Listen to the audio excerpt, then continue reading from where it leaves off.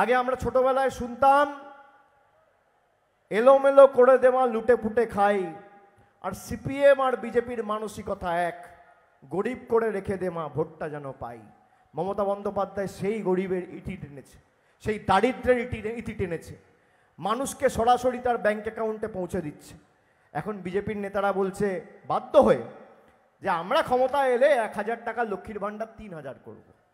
আমি বিজেপির নেতাদের আর একটা চ্যালেঞ্জ দেবো, এমনিতেও চ্যালেঞ্জ নেওয়ার বুকের পাঁটা নেই, এক বাপের বেটা হলে আমার চ্যালেঞ্জ নিত, সেই বুকে পাঁটা নেই, সেই ক্ষমতা নেই, আর একটা চ্যালেঞ্জ দিচ্ছি এই মঞ্চ থেকে।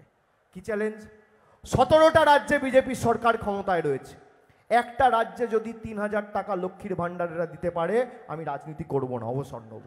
আবার একটা চ্যালেঞ্জ, করে দেখাও, করে দেখাও।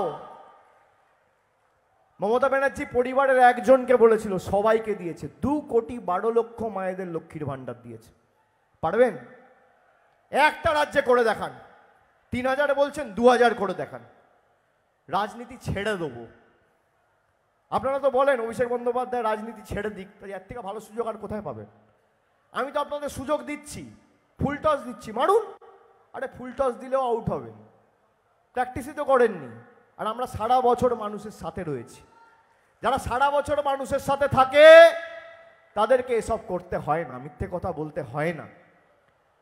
আমি আপনাদের বলবো, আপনাদের ভোট আর আমার ভোট একই দিনে। ডায়মন্ড হারবারও 1 তারিখ ভোট দেবে, বসিরহাটও 1 তারিখ ভোট দেবে। আমি 4 লক্ষর ব্যবধানে এদেরকে গ্যারেজ করব, বান্ডিল করব, 4 লক্ষের ব্যবধানে।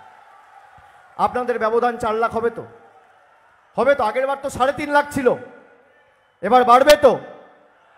বাড়বে তো? বাড়বে তো?